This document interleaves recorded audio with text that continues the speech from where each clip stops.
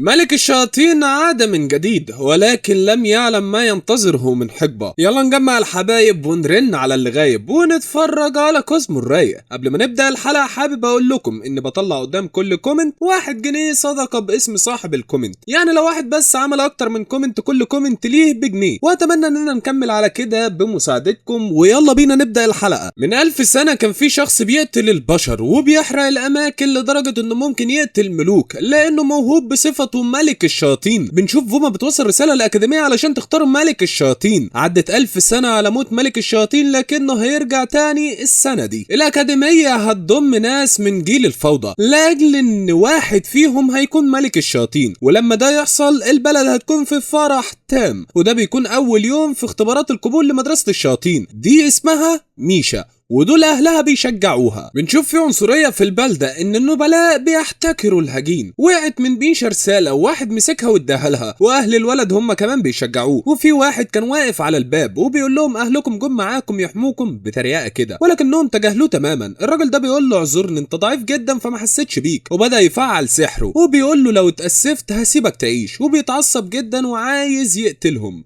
نفس واحد من الشخص ده وطفى نيرانه. الولد اتعصب جدا والتاني هادي وبيقول له انا طفيت العود اللي كنت مولعه بس، ولما انفعل عليه الراجل قيده في مكانه وبيقول له فهمت فرق القوه ولا لسه. الولد بدا ينهار لانه بيولع جواه بالنار بتاعته. البومه بتعلن بدء الاختبار وهو عباره عن نزال بين المتسابقين، والخاسر هيخرج بره الاكاديميه. بعد الاختبارات دي هنختار 5 بس كي يمثلوا يعني الاكاديميه. ممكن تستخدم اي حاجه في النزال براحتك. هل عندك اي اسئله تاني؟ وبدا نزال بينه وبين الواد الطرشام بره الاكاديميه. بيقول له انا هقتلك، لكن بطلنا بيقول له ده عند طنط مش هنا، وجاي فعل عليه قدره لكنه لبس بدله مضاده للسحر. الفائز هيتحدد لو حد استسلم او عجز عن القتال. والولد ده طلع سيف يقال انه مقدس اسمه زيفريد. بطلنا بيستهزأ بيه وبيقول له لو السيف ده بيرفع طاقتك زي ما قلت فهي 1 وهيرفعها ل10، وبدا يندفع عليه لكن بطلنا طفاله النار تاني. بيقول له ان سيفك مزيف وفي فرق قوه بيننا رهيب، ما ينفعش نفايت بعض اساسا. بيقول له انا مش هتحرك من مكاني ولا هحرك اي حاجه وههزمك، ولكن الواد بيحاول يستفزه لكن تقيأ دم من قبل اي شيء. بيقول له سامع نبضات قلبي وعمال يفشخ في الواد يا عيني بلا رحمه. بيقول له لو عايز تهزمني خليني استسلم، وده في المشمش. بطلنا اتحمس وبيقول له فكره حلوه، وبدا يقتله وبعدها يصحيه تاني ومره ورا مره ورا مره، والواد مش عايز يستسلم. بيقول له انت معاك 3 ثواني بعد موتك احييك بيها، وانا مسميها قاعده ال3 ثواني، وده يقفلك ان محدش ضحك عليه. وفضل يكرر الموضوع لحد ما اخيرا الواد استسلم. اخو الواد ده مش مصدق ان هجيم هزم نبيل، ودي بلوره بتقيس قدرات المتسابقين والكل مستواه مقبول، لحد ما بطلنا قرر يختبر لكن قدرته 0 والبلوره اتكسرت من القوه. وبدا اختبار قياس الكفاءه، وده علشان يعرفوا قدراتهم الشيطانيه. واول سؤال هو اسم ملك الشياطين المؤسس، اسمه انوز فوردي غورد. السؤال الثاني ليه المؤسس حرق ديليهيلد، وده لاعاده تجسيد الناس اللي ما تعرفش تقاتل. السؤال الثالث لو بنت ضعيفة وولد عنده قدرات شيطان والاتنين اولادك ايهما ستنقذ. بطلنا خلص يومه ومروح، بيقابل ميشا وبيقول لها انت بتعملي ايه؟ بتقول له مستنياك لانك قلت اشوفك بعدين. بيقول لها تعالي البيت عزمك بسبب نجاحنا اول يوم، ومسكت ايده وفعل تعويذه توصله بسرعه. والدته رحبت بيه بعد العوده، ووالده كان في البدروم بيشتغل، وذكريات وهو طفل انه كان موهوب من يوم ما اتولد. بتقول له عايز تاكل ايه يا حبيبي؟ بيقول لها فطر غلتان. ولما شافت صاحبته فكرتها مراته الجديده وانبهرت جدا، وابوه كمان جه فرح له فرحه رهيبه يعني. بيقول لوالدته انها ميشا نيكرون. والدته واخده الموضوع بجديه جدا وبتسال ازاي اتعرفتوا على بعض ومين خد الخطوه الاولى. المهم ان دي وجبته المفضله. انا كمان بحب التمرين، انا تقريبا بقول اي كلام. وبدا يوصلها لبيتها ماشي، وبيقول لها ما تزعليش من عيلتي هم طيبين قوي. وبيسالها عن ابوها، بتقول له ان اللي وصلوني دول كان الحارس وزوجته. بيقول لها ابوك فين؟ بتقول له على فكره انت طيب. وبيقول لها انا اول مره حد يقول لي الكلام ده. بتقول له امال كانوا بيقولوا عليك ايه؟ ايها الشيطان الشرير يا فحل يا قدوه، وانا استحق ده الصراحه. وبدات تطبطب على راسه وبتقول له لما اروح هقول لاهلي انك يعني ماشي. ولكن مفاجأة الناس جت وبنوا حاجز علشان يحاصروه اسمه ليورغاكو، الواد اللي هزمه في البطولة. وبدأ الواد يضحك ويتنمر على بطلنا وبيقول له اخويا اقوى منك وهيوريك من العذاب الوان، ولكن اخوه قتله وبيقول له مفيش مكان للضعفاء في اندو. وبيقول لبطلنا ده ما يمنعش انك كمان شوية هتكون ميت زيه. بيقول له احنا نبلاء واخدين دم ملك الشياطين لكن انت هجين. بطلنا بيقول له ده اي كلام، ملك الشياطين ما اداش دمه لحد، هو بيعمل اللي على هواه بس. بيقول له انت بتقول كلام المؤسس بطلنا؟ بيقول له كلامي مش اقتباس لاني انا اللي قايله. وبدأ يفعل قدرة سحرية لكنه مش عارف يتحكم بيها لان بطلنا لعب في التعويذة. وبيقول له حاول تتحكم فيها والا هتموت. وبدأت تنفجر وبطلنا بيقول له خوفك من خصمك يقتلك. وبدأ يضربه بسحر تاني لكن النينجا ده ولا تهزله شعره. وبيقول له ان السحر ده سحر مؤسس ولكن سحر المؤسس ما يأثرش على المؤسس نفسه، بمعنى كده انا ملك الشياطين. وراح يصحي اخوه كزومبي وبدأ يقرب لاخوه علشان يقتله. الزومبي بيحصل على قوة تدمير عالية وبيتعذب بآلامه اللي سببها له الشخص اللي قتله. وبيقول له انت من شوية استحقرت اخوك ودلوقتي هو بقى اقوى منك ودي اخر فرصه ليك، اعترف باخوك وخليكوا حلوين مع بعض وبعدها ابقى تعالالي. ولكنه مش راضي يعترف بيه واخوه الزومبي هيقتله، يعني هيقتله. بطلنا بيقول له انا واثق ان في اوقات حلوه قضيتوها مع بعض. وبداوا ينهاروا وبيقول له قول اسم اخوك. ولكن دي كانت النهايه للاتنين الهبل دول. وبدا الجدار يتهد وانقذ البنت اللي معاه اللي هي ميشا ورجعهم للحياه تاني. وبيقول لهم تعاونوا مع بعض وبعدها ابقوا ارجعوا لي. بيقول له انت مين يا فحل؟ بيقول لهم اسمعوا يا احفادي، من النهارده عاد المؤسس، أنا ملك الشياطين الطاغي أنوس فورديغود. بنسمع كلمة السلام من ملك الشياطين وبطل الأبطال بيقول له إزاي أنت قتلت عدد مهول من البشر؟ إزاي عايز العالم يعيش في سلام وأنت أصلا منبع الشر؟ البطل ده اسمه كانون. ملك الشياطين بيقول له أنت كمان قتلت كام شيطان؟ البشر عايزين يقتلوني علشان يحل السلام، لكن هل ده حقيقي؟ البشر والشياطين مش هتنتهي الحرب بينهم حتى لو أنا مت. البشر هيدوروا على اعداء جدد ولو ما لاقوش هيحاربوا بعض. كانون بيقول له حتى لو ضعاف انا عايز احميهم، انا بثق في طيبتهم. انوس بيقول له لو انت بطل ما تثق فيا المره واحده. وهتعمل ايه؟ قال له هنطفي شعله النار اللي بينا وهنقسم جدار ل4 ابواب ومش هتفتح غير بعد 1000 سنه. انا ممكن اضم قوتي لقوتك وهنعمل تعويذه جباره. يعني ناوي تموت في سبيل السلام؟ ايوه بس مش هختفي تماما، بعد 1000 سنه هتبعد تاني للحياه يا كانون. انا زهقت من اللي احنا فيه ده، انت عايز تكمل في المأساة دي؟ كانون قال له انا هثق فيك وبدأ يسحب سيفه وانا حياة ملك الشياطين وشكروا بعض وده حوار. وبعد 1000 سنة لما اتبعت تاني هنكون اصدقاء. واتفعلت التعويذة واتعمل جدار مقسم ل4 بيبان. بالله الواد وزوجته وولد بيفتح عينه وبيدور على اسم الطفل، قال لهم اسم انوس فولديغود. مش بتقول لانوس ان الاكاديمية لازم يدخلها يكون من احفاد ملك الشياطين، ولحد الان ما حدش اتصنف انه مش مؤهل للدخول، لكن انوس هو الوحيد الغير مؤهل. عارفين ليه؟ لانه اساسا ملك الشياطين. انوس بيقول لميشا انت تعرفي اسم المؤسس؟ بتقول له عادي كده اقوله يعني؟ قال لها عادي، يطلع اسم مختلف تماما عنه، اسمه افوس ديليهيفيا. بتقول له ما فيش حد من عشيرة الشياطين ما يعرفوش. انوس بيقول ان الاسم اتزيف خلال ال1000 سنة اللي فاتت. بالمناسبة الناس بتصف ملك الشياطين ازاي؟ انه طيب بس ما بيرحمش وما بيفكرش غير في عشيرته الشياطين. وبتقول له كل ما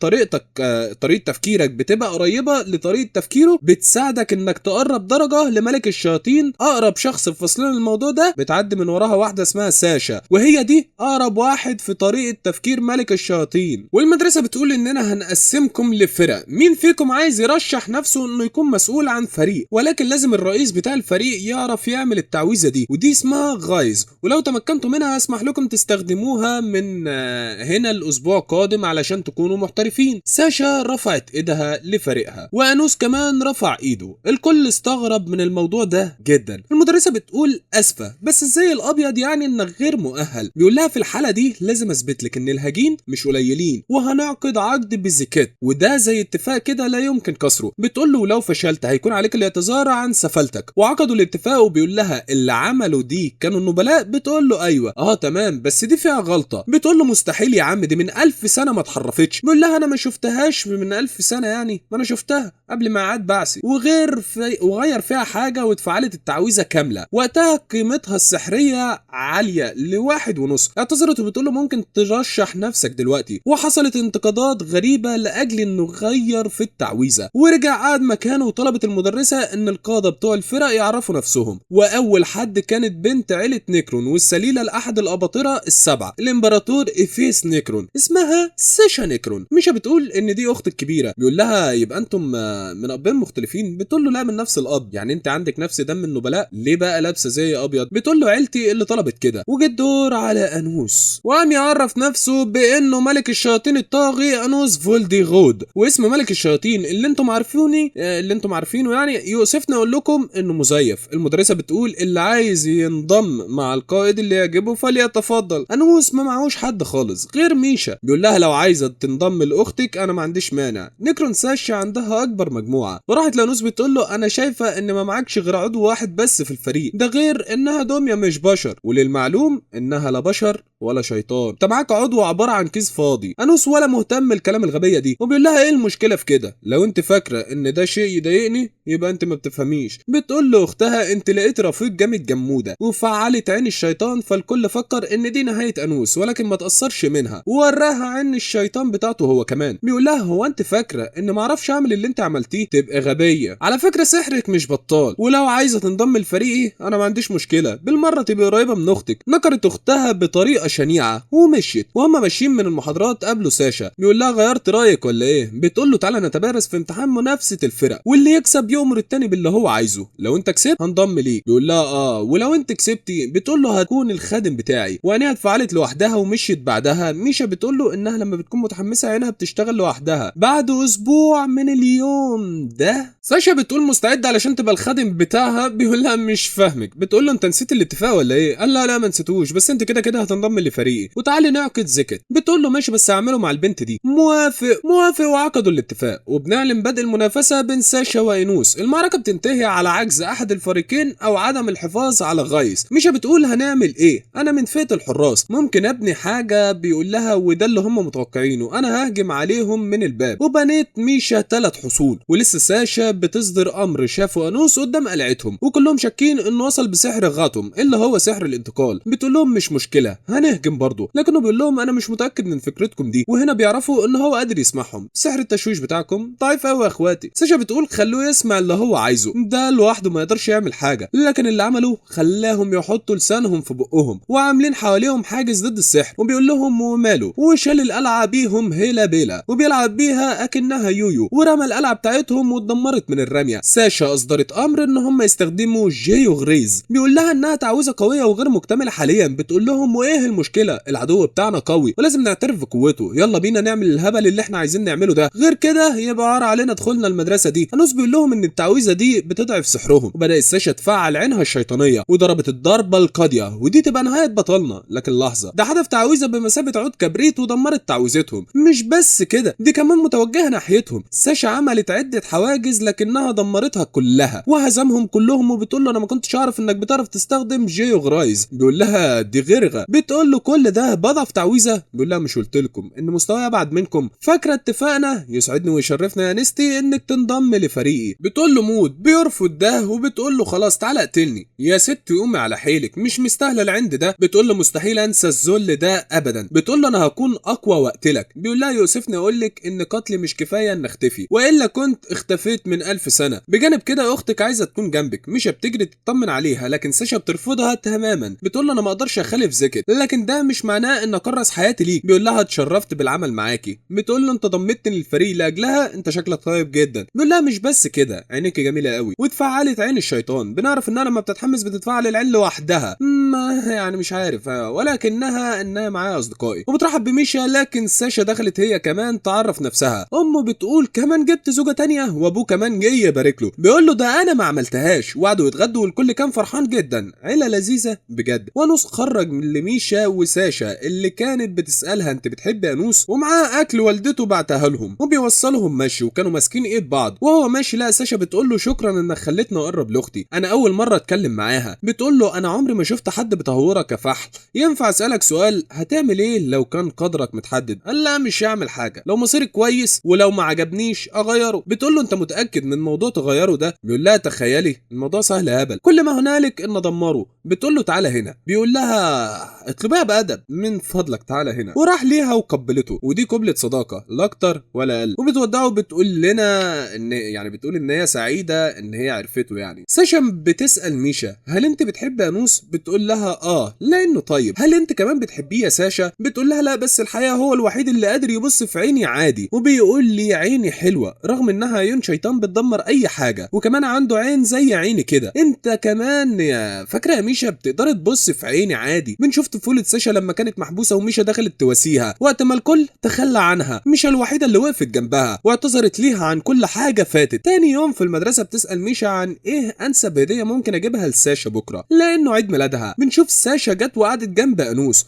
وبيقول لها ده مش مكانك، لقيته فاضي يا نجم، ايه المشكله؟ وبعدين احنا بقينا مجموعه واحده بجانب ان افراد مجموعتي عايزين ينضموا. قالوا لي وانا رفضت، احنا الثلاثه كفايه الفريق لتكوين فريق كامل. بتقول له لازم على الاقل نبقى 7، دي قواعد الفريق. المدرسه بتقول ان ملك الشياطين الطاغي هيرجع السنه دي، علشان كده واحد من الاباطره هيديكم درس عن السحر. ساشا بتقول ان من 1000 سنه استخدم المؤسس دمه علشان يصنع 7 اباطره، والمدرسه دي اللي اسسها المدرسه، يعني مش المدرسه اصلا، اللي اسسها واحد من ال7 اباطره. انوس بيقول لها ان المفروض الاباطره عارفيني، لكن المدرسه بتقول التزم الادب في حضور واحد من كبارات السحر. ما تقلقيش يا معلمه هظبط نفسي. والشخص ده هو افيس نيكرون. واول لما عدى انوس بيقول له ازيك يا قاضي يا افيس. الكل في حاله ذهول من اللي حصل، والمدرسه بتطلب منه يعتذر لكن افيس بيقول لها سيبيه على راحته. افيس بيقول له انت تعرفني؟ انوس بيقول له بقالي 1000 سنه ما شفتكش، انت نسيتني ولا ايه؟ افيس فقد ذكرياته من 1000 سنه، كل اللي افتكره هو ملك الشياطين الطاغي. طب ما انت كده المفروض انك تفتكرنا يا عم افيس. انوس راح يرجع له الذاكره لان شكله فاقدها تماما. افيس بيقول له انت مين بالظبط؟ انوس بيقول له نكمل كلامنا بعدين، روح اشرح درسك. ساشا اثناء الدرس بتقول لانوس انت مش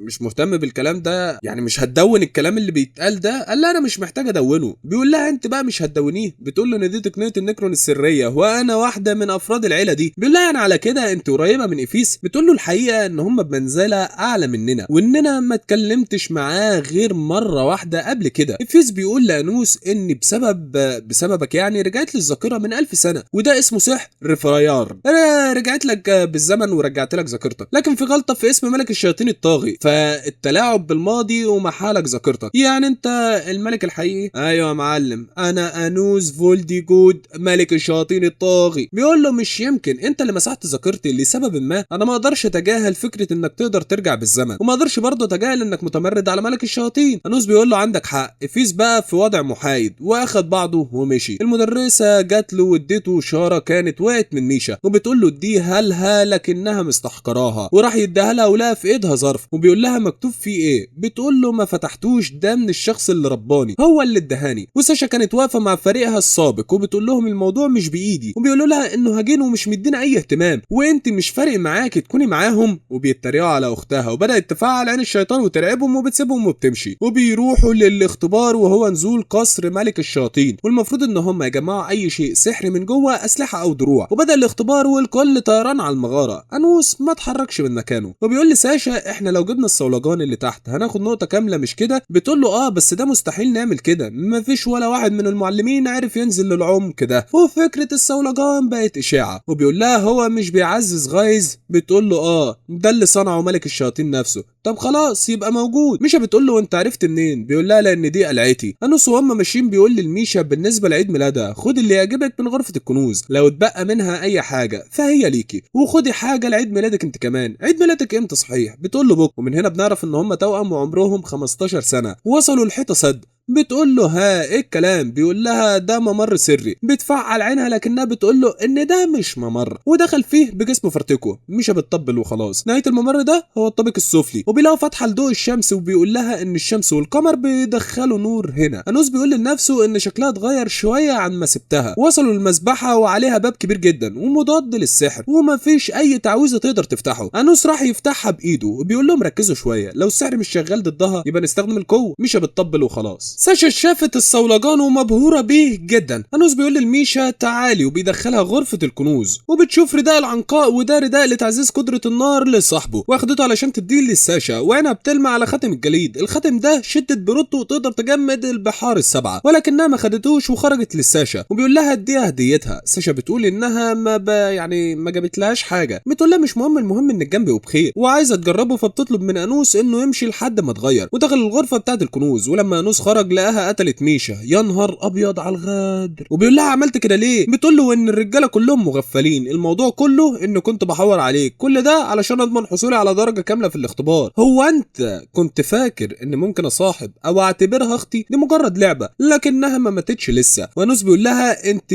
يعني ممثله بارعه، لكن طريقتك لقتلها طفوليه قوي، لان كان ممكن تقطعيها لحتت وتحط كل حته في صخره وترمي كل صخره في حته مختلفه في العالم، مش مجرد طعنه صغيره. بس على العموم حتى لو عملت كده واخدت الصولجان ملكته تعود ليا لاني قائد الفريق. بتقول لي هلغي الزكت، وبالفعل عملت كده على الرغم انه ما ينفعش اصلا يتلغي. وبتقول له بدل ما انت هادي كده مش هتنقذها؟ بيقول لها ولا كانك مش عايزاها تموت. بتقول له البتاع دي اصلا اتعملت علشان انا استعملها. انفعلت على ميشا وبتقول لها انا مش عايزاكي في حياتي تاني، وربطت نفسها لان انوس لو عمل لها حاجه هتحصل في ميشا، وحاولت تهرب لكن انوس مسكها من ايدها وعالج ميشا. وبيقول لها ان عينيك بتشتغل لما تتحمسي، لكن المره دي وهي بتديك الهديه ما حصلتش كده. فهمت نيتك وقتها وشكلك كنت بارد قوي في مشاعرك، ليه ما تحكيليش عن شعورك دلوقتي؟ بتفعل عينها لكن انوس زي ما انتم عارفين ما بيتاثرش بيها وقايد جسمها، لكن ميشا بتقول له سيبها، وبيقول لها دي قتلتك. بتقول له مش مهم سيبها، وبالفعل عمل كده ووقعت على الارض واخدت بعضها وهربت. انوس بيقول للميشا كلميني عن نفسك، انت مين؟ بنشوف ساشا وهي بتحاول تهرب قبل الوقت ما يخلص. ميشا بتقول لانوس ان عيد ميلادها الجاي ده هتختفي لان ميشا نيكرون ملهاش وجود اساسا في العالم ده. بيقول لها يعني انتم نفس الشخص؟ بتقول له ازاي؟ قال لها انها كسرت عقد زكيت. في الامور الطبيعيه ده ما ينفعش، لكن بما انها عملت كده يبقى فكت عقد مع نفسها. من 1000 سنه انا اكتشفت تعويذه تقدر تقسم الجنين لشخصين، اكيد افيس ورا كل ده. بتقول له وانا صغيره كنت جزء منها، يبقى اكيد كلامك منطقي. وبيقول لها في سحر الدم وفي سحر البعث. الواضح ان افيس دمج التعويذتين علشان يعمل سلاله شيطانيه اقوى من قبل كده. انا مش مصدق انه اخترع تعويذه هبله كده. انا مش فارق معايا اننا هنرجع لنفس الشخص، انا علشان معايا 15 سنه بس فحبيت اسيب ذكريات معاها، لكن انا ولا واحد من الشياطين اعترف فيا الا انت يا انوس. ودي كانت المعجزه اللي حصلت لي في حياتي. وبتعتذر على انها مش هتبقى صاحبته من بكره. ضمها في حضنه وبيقول لها انا كمان في حاجات ما عرفتش عنها زي العجز والندم. وبيقول لها انا هحقق ليكي امنيتك. بتقول له عايزه اكون قريبه من ساشا، وطلب منها انها تعيش حياتها كأن ليها بكره حتى اخر يوم في حياتها. وبيقول لها يلا بينا نلحق ساشا بقى. وبيسلموا عليها وبتقول لهم عايزين مني ايه؟ الحقيقه مش عايزه تقرب منك. بتقول لها بعد اللي عملته فيكي مش عايزه تعرف هي ليه بتكرهها. بتطلب نزال، هترسم دوائر سحريه ولو عرفتم تفعلوه سحرها هجاوب على سؤالها، ولو ما عرفتوش هتتبع اوامري. وبتقول له ما تقلقش هخلصها قبل ميشا ما تختفي. وبيقول لها اتفقنا وهغمض عيني لحد ما تخلصي. وبالفعل خلصت. وانوس بيقول لها دي زكيسيس، تعويذه تزامن الكائنات وديليت. بتقول له اتحكم في زكيس بس، يعني انت اساسا من الاول عارفه انك عايزه تخسري. وفعل التعويذتين وكسب النزال. وبيقول لها يلا جاوب على سؤال ميشا. بتقول ان ميشا هتختفي قريب وانا هرجع لطبيعتي عادي، ولو كنت شفت الموضوع ببساطه زي دي ما كنتش هضطر لكل ده، لكن لما الكل بعد عني بسبب عيني هي الوحيده اللي كانت جنبي، ولما عرفت انك هتختفي كنت بحاول ادور على اي طريقه اغير بيها ده لكن ما عرفتش. بتقول لها ان في شرط واحد علشان التعويذه التانيه تشتغل، وهي انك تكرهيني علشان تاخدي الباقي من حياتي وتعيش انتي. لكن ميشا مش فارق معاها وبتقول لها انا بحبك، مش مهم انت بتكرهيني ولا لا ولا حتى عايزاني اكرهك، انا بحبك وهفضل احبك. وفعلت التعويذه لكنها فشلت بسبب ان ميشا ما كرهتهاش وبدات تعيط وبتقول لها اكرهيني انا عايزه انقذك. بتقول لها ما تشغليش بالك انا اصلا ما كنتش موجوده. بتشكر انوس وبتقول له انا حصل لي معجزتين لحد الان. بيقول لها المعجزه الحقيقيه لسه ما حصلتش. وبيقول لهم فاكرين السؤال بتاع تنقذ مين؟ لو انا ملك الشياطين وقلت هنقذ الاثنين هو ده اللي هعمله دلوقتي. بيقول لهم انا هرجعكم بالزمن وهفعل تعويذه وهنقذكم وهتبقوا موجودين مدى الحياه انتم الاثنين، ولكن في شرط واحد، اللي يعترف اللي يعرف يعمل التعويذه دي هو ملك الشياطين اللي هو انا. ايه رايكم تعترفوا بيا كملك الشياطين وانقذكم؟ وعلى راي المثل الغريق بيتعلق بقشايه، لكن افيس بينزل ورشه في صدره سيف وبيقول له اقول لك على حاجه قبل ما تموت، البنتين دول هيكونوا الوعاء لملك الشياطين وبكده هيستيقظ مولاي. بيقول له ما انا صاحي يا مغفل اهو، وترشمه وبعدوا عنه وبيقول له انا كنت عارف انك جاي، بس فكرك اللي عملته ده هيقتلني، ولزقه في الحيطه بسيفه لانه ما عندوش وقت يضيعه معاه. وبدا في تفعيل التعويذه، لكن قبل ما تكتمل حصل حاجه غريبه وتدخل من حاكم الماضي ايغو رافاياس. انوس بيقول له شح نظرك عني، انا عايز انقذ حد. وعالج افيس وبيقول لانوس لازم تتعاقب علشان تلعبت بحاجه كده، وادى قوته لافيس وامره يدمر انوس. وبيبعت له تعويذه افيس بيقول له انا موقف الحبشتكنات، انا المتحكم هنا. انوس بيقول له انت عندك هدف من قتلي ولا اي هبل وخلاص؟ وفضل يحاول جاهدا يقتله، والبنتين بيقولوا انقذ نفسك وسيبك مننا. بيقول لهم انتم مش واثقين فيا، لكن افيس كان قتله خلاص واختفى ملك الشياطين. والضحك مالي وش افيس، لكن انوس حط ايده على كتفه وبيقول له على صرصرتك دي انت ما نسيتنيش اصلا. يا عم ازاي انا مش قتلتك؟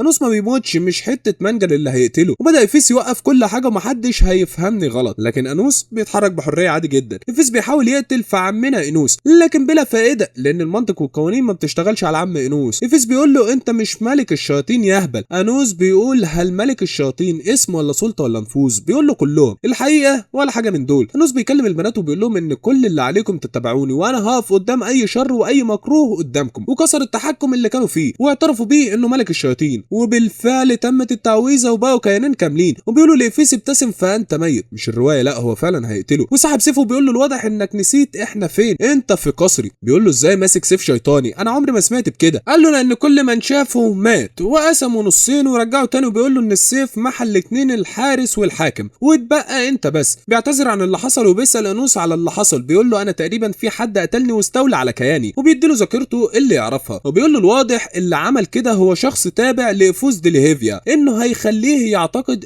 انك مت يعني، وبيأمره انه يتحرى عنه. وبيبدا من الاباطره الباقيين وبيقول للبنات يلا نلحق وقتنا، لو وصلنا قبل الساعه 9 هتتحسب الدرجه. بتقول له يخرب بيت دماغك، انت بتفكر في المدرسه رغم كل ده؟ بيقول لها انا غيرت العالم عده مرات لكن عمري ما اخدت درجه كامله. وبيقع من ميشه تميمه الحظ. وانوس بيقول لها مهما وقعت هديها لك تاني. مش عارف ايه اللي انا بقوله ده. وضمتها ساشا ليها وبتقول لها انا دايما كان نفسي تفضلي موجوده، انا اسفه اني قلت لك بكرهك. انوس بيقول انه حس بالملل في حياته السابقه بسبب انها مليانه حروب بس، ولكن العصر اللي احنا فيه ده جامد جموده. ومسك ايد ميشا واداها الخاتم اللي شافته في غرفه الكنوز. وبيشكروا بعض كلهم على كل حاجه وبيقول لهم تعالوا معايا بقى لان زمان امي عامله شويه فطر انما هناكل صوابعنا وراه. بنشوف انوس في الماضي مع التابع بتاعه وبيقول له ان الوحش اللي قدامنا ده هو روح المياه على هيئتها الحقيقيه. بيطلب منه المساعده انه يتكلف بيها، المساعد يعني، بدل منه. بيقول له لو هزمتها بضربه واحده هحقق لك اي امنيه تتمناها. وبالفعل قضى عليها بضربه واحده وامنيته انه يتمكن من الرجوع للحياه. نوس بيقول له انت مش شاطر كفايه في سحر العناصر فالموضوع هيبقى صعب، وانا ما عنديش مشكله في اني ابدا مع روح سيف من الصفر لان التبع بتاعه هو روح سيف في الاصل. لكن بيتفاجئ بالبطل كانون وبيقول له البطل ده يمتلك 7 عناصر، يعني كل ما اقتله هيرجع للحياه تاني. لكن بما انه ظهر يبقى الروح الجامده رينو هنا، روح دور عليها وتكفل بيها. بيقول للكانون وريني انت قد ايه سيف ماهر، وبدا يطلع عليه جيو رايز. وبنرجع للمدرسه والكل متحمس لنتائج الاختبار. والمدرسه بتدخل وبتقول ان في امر بسيط وهو طالب متنقل جاي بكره ومن الجيل الفوضي وماهر جدا في استخدام السيوف السحريه بجانب انه من النبلاء. والامر الثاني ان الصولجان اللي جابه انوس امبارح اتسرق فهياخدوا 70 نقطه مؤقته لحد ما نلاقي الصولجان. ساشا بتقول لها بما انها مؤقته يبقى ليه ما ناخدش 100 لحد ما يظهر الكل. كان فاكر ان هم اللي سرقوه علشان يداروا على خيبتهم. واحده اسمها ميسا بتقول لها انتم بتعاملوه كده علشان هو هجين، لو كان من النبلاء كنتم عملتوه افضل من كده. لكن المدرسه السكر بتقول لها ان عدائيه الطبقيه غير مسموح بيها هنا ولو ما قعدتيش مكانك هعاقبك. انوس بيقول لهم اهدوا بس مالكم في ايه، احنا نرجع الصولجان ولا كأن اي حاجه حصلت. وراح سحبه من جسم واحد واداه للمدرسه وبيقول لها لو عايزاه يسرق حاجه بقصد اعمليها افضل من كده. وبتطلب من الكل ان هم يلتزموا الهدوء. وبتقول بكره ان في تدريب للسيوف السحريه مع كايوس وادول ودول 2 من الاباطره. انوس وهو ماشي ميسا جريت وراه وبتشكره انه وقف في صفها وبتعرف انه مهتم بمعادات الطبقيه. وبتقول له احنا مظلومين في كل مكان بسبب ذوات الدم النقي اللي منهم ساشا برضه، يعني النبلاء يا شقيق. وبتطلب منه انه يجي للمقر بتاعهم، ده غير ان المجموعه كلها ميشا مقتنعين ان انت ملك الشياطين، وبيروحوا للمقر بتاع المجموعه الكيوت دي. المجموعه اسمها معجبات انوس، والكل بينبهر اول لما بيشوفوه في المقر بتاعهم. انوس بيقول لهم بما انكم مستخبيين يعني انتم ضعفاء. ميسا بتقول له مظبوط، بتوريه نص سيف وبتقول له ده هديه من والدي. ولكن ميسا مش شيطانه كامله، يعني انت شيطانه نص روح. ماتت وانا صغيره وما شفتش ابويا من الاساس، تقريبا كان من النبلاء لو جابوا اطفال مش انقياء الدم بيتجردوا من مناصبهم. انا واثقه ان النص التاني مع ابويا وهشوفه يوما ما. كلنا كده جايين من اماكن متشابهه ونفسنا نضحك بس، فممكن تضمنا لفريقك. بيقول لهم وروني حبكم ليا وانا ضمتكم ليا خلاص. في تدريب السيوف الكل مش عارف يسحب سيفه من الارض، يا للفقر والضعف. المدربين الاباطره بيقولوا ليهم لو عرفتم تسحبوا سيفكم هندربكم. انوس بيقول انت مش عارفه تسحبي سيفك ولا ايه؟ يا شكلك عبيطه قوي يا ميسا. شكل السيف كمان بيكرهك. بتقول له هو انت يعني اللي عرفت تسحب سيفك؟ بيقول لها ده هزار صح، دمه تقيل على فكره، مفيش غير سيف واحد في العالم اللي معرفش اسحبه. وبيقول لها في عصر الاساطير كان في بطل بيحمل سيف مقدس، واللي صنع السيف كان بغرض تدميري، فمستحيل يعمل باي اراده تانية. وهو بيتكلم سحب سيف من غير ما يلمسه حتى، والكل مش مصدق انه قدر يسحب سيفه. لكن في واحد تاني برضه هو الطالب الجديد قدر يسحب سيفه هو كمان. وبيقول له انت الطالب الجديد ورينا مهاراتك بدل ما تعرف نفسك. واندفع على واحد من المدربين لكنه هزمه بكل سهوله، وانوس هزم التاني. وبيقول له هزيمه الاباطره حاليا بقى شيء عادي. وبنروح للمدرسه وبنشوف الطالب الجديد ده رافض يبني لنفسه فريق، وبيروح يطلب من انوس انه يضمه في فريقه، وبيعرفه بنفسه ان اسمه راي. وبتقول له المدرسه ما تنساش اشارته. راي بيقول لها لو واحد زيك مش مؤهل يبقى لازمتها ايه المدرسه دي اصلا؟ ولكن انوس رفض انه يضمه معاه للفريق. بيقول له لو عايز الطريق السهل انضم لاي فريق تاني، لكن لو مصمم يبقى وريني ولائك. بيقول له ابوس رجلك مثلا. انوس بيسال عن المسابقه واللي لحسن الحظ بكره. انوس بيقول للمعجبات بتوعه انضموا لفريق راي وتحدوني بكره، ولو اثبتتم جدارتكم كلكم هتكونوا ضمن فريقي. والاتنين كان نفسهم يتحدوا بعض اساسا. تاني يوم بتبدا المسابقه بالفريقين انوس وراي، والبنات بتقول لراي انت شخص غريب لانك بتتكلم معانا عادي وما فرقش معاك الرداء الابيض اللي لابسينه. بيقول لهم انا مش فاكر ان المؤسس ذكر ان النبلاء حاجه قيمه اساسا. المهم ميشا بتبني قلعه وانوس قال لهم انا ههتم براي وانتم بالباقيين. والقلعه اللي بنتها قلعه جليديه، وده جزء من قوه الخاتم. انوس بيقول لهم اوعوا تتهزموا على ما اروح اهزم راي واجيلكم، ولو اتهزمتم ما تخشوش البيت. سيشا بتقول له ولو انت خسرت انا مش هسامحك. بنشوف راي مستني انوس وبيقول له انت فين سيفك؟ راي بيقول له اديته لميسا ولقاني وحش الصخر بيتحرك، ودي معجبات انوس. بيقول له وكمان اديتهم سحرك؟ بيقول له الصراحه انا ما بعرفش استخدمه اصلا. انوس بيقول له خلاص انا هواجهك بالعصايه دي علشان تبقى المواجهه عادله. انوس بيتواصل مع ساشا وبيقول لها التحدي انت وميشا واستخدموا جيوغرايز. بتقول له احنا الاتنين بس سحرنا مش هيكون كفايه. بيقول لها ثقي فيا يا كيس الجوافه انت. وبالفعل قدروا يفعلوها وضربوا الوحش الصخري. ساشا عايمه في بحر اوهامها مش عارفه القوه دي جت لها منين، لكن ميسا جت من وراها علشان تخلص عليها. انوس ماسك راي ذاك مش رحمه يا عيني. وبنشوف ساشا وهي مجروحه وبتحاول تفعل رداءها، لكن الوحش الصخري الصحي تاني. وميشا بتقول لاختها انا هساعدك. وميسا خلاص هتقتلهم، لكن البنات قررت انها تستعمل تعويذه نيكرون السريه، ونجحوا اخوات نيكرون. احلى مسا عليكم يا ابطال. وبنشوف انوس بيدمر الجبل والنهر وبيقولوا له خف شويه من قدرتك. بيقول لهم مش مهم الغابه دي مليانه سحر، يعني كل حاجه هترجع تاني زي الاول. راي بيقول لانوس هل المره الجايه هعرف اقطع الشجره دي؟ انوس بيقول له حاول يا بطل. لكنهم مستمتعين جدا بالفايت، قوتهم رهيبه بجد. ولكن كان خلاص راي هيقضي عليه. انوس طير سلاحه وبيقول له مين كان يصدق انك هتقطع جزء من سلاحي؟ بيقول له يا عم ما انا في الاخر خسرت برضه، لكن عايز اقول لك على حاجه، طول المبارزه كنت حاسس انها مش اول مره ليا. انوس بيقول له ممكن من 1000 سنه انا كنت اعرف حد واحد زيك بالظبط. راي انت هتصدقني لو قلت لك ان ملك الشياطين؟ راي بيقول له مش متاكد بس ماشي. المهم بما اني خسرت مش هتضمني لفريقك. انوس ضمهم معاه شفقه. ومن هنا نقدر نقول توتا توتا خلصت الحدوته. ما تنساش بقى تقول لي رايك في الكومنت علشان ده بيساعدنا نكمل. ويلا سلام.